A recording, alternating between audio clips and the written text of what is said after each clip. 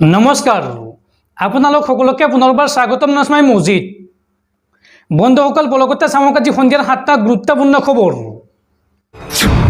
প্ৰথমটো খবৰ, নাগৰিকত্ব সংশোধনী আইন চমুকৈ কাক লৈ দেশৰ জনতাক পুনৰ গেৰাণ্টি দিলে প্ৰধানমন্ত্ৰী নৰেন্দ্ৰ মোদীয়ে। প্ৰধানমন্ত্ৰী মোদীয়ে এই সন্দৰ্ভত কয় যে কা বাতিল কৰিব পৰা কোনো শক্তি এতিয়ালৈকে দেশত জন্ম হোৱা নাই আৰু আগন্তুক সময়ত কাৰ জৰিয়তে দেশত হাজাৰ হাজাৰ শৰণাৰ্থীয়ে লাভ কৰিব নাগৰিকত্ব। কাক লৈ পুনৰ আজিৰ দিনটোত এই ডাঙৰ ঘোষণা কৰিছে প্ৰধানমন্ত্ৰী মোদীয়ে। কাক লৈ দেশৰ জনতাক পুনৰ গেৰাণ্টি দিলে প্ৰধানমন্ত্ৰী মোদীয়ে। কাক এতিয়া কোনেও বাতিল কৰিব নোৱাৰে। মোদী চৰকাৰ নাথাকিলেও কাৰ অধীনত লাভ কৰিব নাগৰিকত্ব। কা বাতিল কৰিব পৰা কোনো শক্তি এতিয়ালৈকে দেশত জন্ম হোৱা নাই। সাহস আছে যদি বিৰোধীয়ে কা বাতিল কৰি দেখুৱাওক। বিৰোধীক এইদৰে অপেন চেলেঞ্জ দিলে প্ৰধানমন্ত্ৰী নৰেন্দ্ৰ মোদীয়ে। উল্লেখযোগ্য যে ইতিমধ্যে কাৰ জৰিয়তে দিয়া হৈছে নাগৰিকত্ব।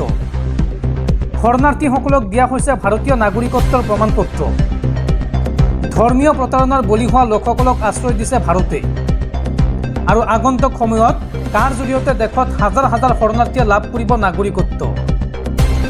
কাক লৈ অপপ্ৰচাৰত লিপ্ত হৈছে কংগ্ৰেছ সহ আন আন বিৰোধী ৰাজনৈতিক দলসমূহ। এই মন্তব্য প্ৰধানমন্ত্ৰী মোদীৰ।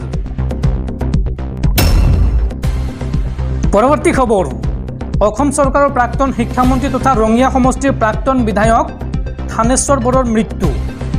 GMCHত আজি পুৱা 7:08 শেষ নিশ্বাস ত্যাগ কৰে প্ৰাক্তন শিক্ষামন্ত্ৰী তথা জ্যেষ্ঠ অগপ নেতা থানেশ্বৰ বড়োৱে।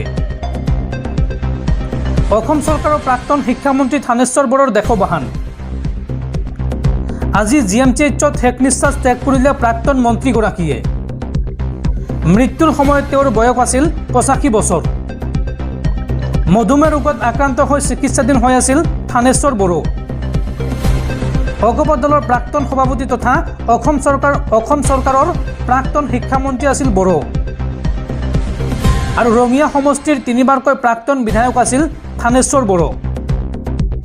অগপ নেতা থানেশ্বৰ বড়োৰ মৃত্যুত এতিয়া ৰাজ্যজুৰি শোকৰ ছাঁ।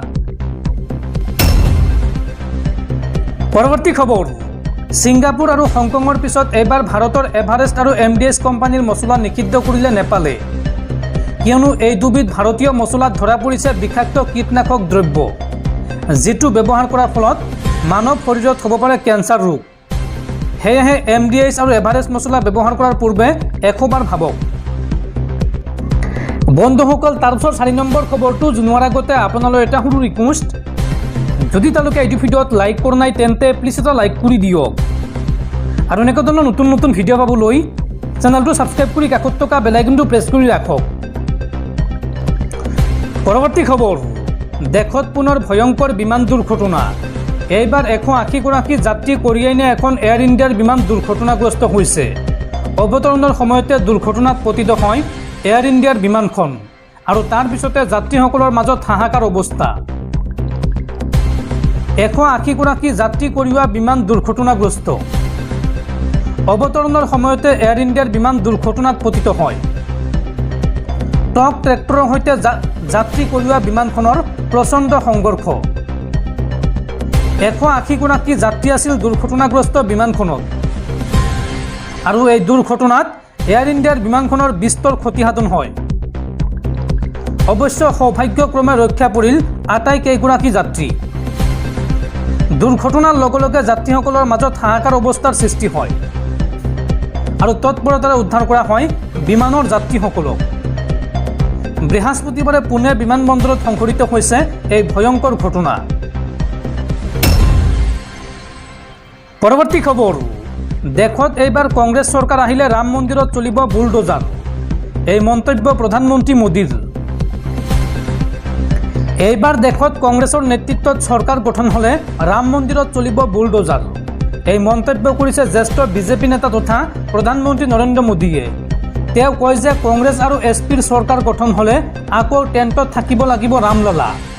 ভোট বেংকৰ বাবে ৰাম মন্দিৰৰ ওপৰত বুলডোজাৰ চলাব কংগ্ৰেছে। যোগী আদিত্যনাথৰ পৰা এয়াই শিকিলে নেকি? ক'ত বুলডোজাৰ চলাব লাগে সেয়া যোগী আদিত্যনাথৰ পৰা টিউচন ল'ব লাগে কংগ্ৰেছ আৰু SPয়ে। উত্তৰ প্ৰদেশৰ বাৰাবাংকী লোকসভা সমষ্টিত দলীয় প্ৰাৰ্থীৰ হৈ প্ৰচাৰ চলাই এইদৰে বিৰোধীক কটাক্ষ কৰে প্ৰধানমন্ত্ৰীগৰাকীয়ে। প্ৰচাৰ সভাত অংশ লৈ তেওঁ লগতে কয় যে NDA দেশৰ হিতৰ বাবে নিজকে সমৰ্পণ কৰিছে, আনহাতে ইণ্ডি মৰ্চাই কেৱল দেশত অস্থিৰতাৰহে সৃষ্টি কৰে। লাহে লাহে ইণ্ডি মৰ্চা তাজপাতৰ দৰে খহিবলৈ ধৰিছে বুলি তেওঁ লগতে উল্লেখ কৰে। উল্লেখযোগ্য যে অহা 20 মে'ত লোকসভা নিৰ্বাচনৰ পঞ্চম পৰ্যায়ৰ ভোটগ্ৰহণ অনুষ্ঠিত হ'ব আৰু পঞ্চম পৰ্যায়ৰ ভোটগ্ৰহণৰ পূৰ্বে শাসক বিৰোধীকে ধৰি সকলো ৰাজনৈতিক দলে নিজ নিজ প্ৰাৰ্থীৰ বাবে প্ৰচাৰ অভিযান তীব্ৰতৰ কৰি তুলিছে। পৰৱৰ্তী খবৰ, উচ্চতম ন্যায়ালয়ৰ বৃহৎ সিদ্ধান্ত, নিৰ্বাচনৰ মাজতে ইডিৰ ক্ষমতা কৰ্তন উচ্চতম ন্যায়ালয়ৰ। বেআইনী অৰ্থ সংক্ৰান্তীয় গোচৰত অভিযুক্তক গ্ৰেপ্তাৰ কৰাত বাধা আৰোপ উচ্চতম ন্যায়ালয়ৰ। এতিয়াৰ পৰা গ্ৰেপ্তাৰ কৰিবলৈ আদালতৰ পৰা অনুমতি ল'ব লাগিব ইডিয়ে। নিৰ্বাচনৰ মাজতে এইবাৰ ইডিৰ ক্ষমতা কৰ্তন উচ্চতম ন্যায়ালয়ৰ। বেআইনী অৰ্থ সংক্ৰান্তীয় গোচৰত অভিযুক্তক গ্ৰেপ্তাৰত বাধা আৰোপ উচ্চতম ন্যায়ালয়ৰ।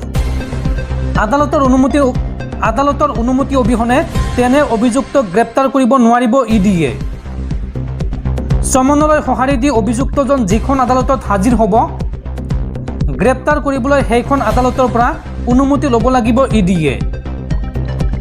PMLA আইনৰ 45 নং ধাৰাৰ চৰ্ত কাৰ্যকৰী নহয় বুলিও মন্তব্য কৰিলে দেশৰ সৰ্বোচ্চ ন্যায়ালয়ে। এই ধাৰা অনুসৰি ইডিৰ হাতত আছিল বিশেষ অতিৰিক্ত ক্ষমতা আৰু এতিয়া সেই অতিৰিক্ত ক্ষমতা গুৰুত্বহীন হৈ পৰিল উচ্চতম ন্যায়ালয়ৰ ৰায়ত। পৰৱৰ্তী খবৰ, ই-ৰিক্সা চালকৰ বাবে ৰাজ্যত আহি গ'ল নতুন নিয়ম। এইসমূহ নিয়ম নামানিলে ৰাজপথৰ পৰাই জব্দ কৰা হ'ব ই-ৰিক্সা আৰু এতিয়াৰ পৰা ৰাজপথত যধে মধে চলাব নোৱাৰিব ই-ৰিক্সা। প্ৰশাসনে নিৰ্ধাৰণ কৰি দিয়া পথতে চলাব পাৰিব ই-ৰিক্সাসমূহ। ই-ৰিক্সা চালকৰ বাবে এইবাৰ ৰাজ্যত আহি গ'ল নতুন নিয়ম। এইসমূহ নিয়ম নামানিলে ৰাজপথৰ পৰাই জব্দ কৰা হ'ব ই-ৰিক্সা। চালকৰ বিৰুদ্ধে লোৱা হ'ব কঠোৰ ব্যৱস্থা। যান বাহন আৰক্ষী আৰু পৌৰ নিগমে নিৰ্ধাৰণ কৰি দিছে এইসমূহ নিয়ম। নিৰ্ধাৰণ কৰি দিয়া পথতে চলাব পাৰিব ই-ৰিক্সাসমূহ। অবৈধভাৱে চলাচল কৰা ই-ৰিক্সাৰ বিৰুদ্ধে কঠোৰ হৈ পৰিছে ৰাজ্যৰ পৰিবহণ বিভাগ। বিগত 5 দিনত গুৱাহাটী মহানগৰীত জব্দ কৰা হৈছে প্ৰায় 60খন ই-ৰিক্সা আৰু ই-ৰিক্সাৰ এতিয়াৰ পৰা থাকিব লাগিব পাৰ্মিট আৰু পঞ্জীয়নৰ লগতে বীমাও। শেহতীয়াকৈ এই নিৰ্দেশনা জাৰি কৰিছে গুৱাহাটী মহানগৰ প্ৰশাসনে। পৰৱৰ্তী খবৰ, ৰাজ্যৰ লাখ লাখ শিক্ষাৰ্থী আৰু অভিভাৱকৰ বাবে জৰুৰী খবৰ। শিক্ষা হেতু এপত শীঘ্ৰে আপডেট কৰক আপোনাৰ মোবাইল নম্বৰ। ৰাজ্যৰ লাখ লাখ শিক্ষাৰ্থী আৰু অভিভাৱকৰ বাবে জৰুৰী খবৰ। শিক্ষা হেতু এপত মোবাইল নম্বৰ আপডেট কৰাটো বাধ্যতামূলক। এই সন্দৰ্ভত সমগ্ৰ শিক্ষা অসমে জাৰি কৰিছে এই নিৰ্দেশনা। 28 মে'ৰ ভিতৰত আপডেট কৰিব লাগিব মোবাইল নম্বৰ।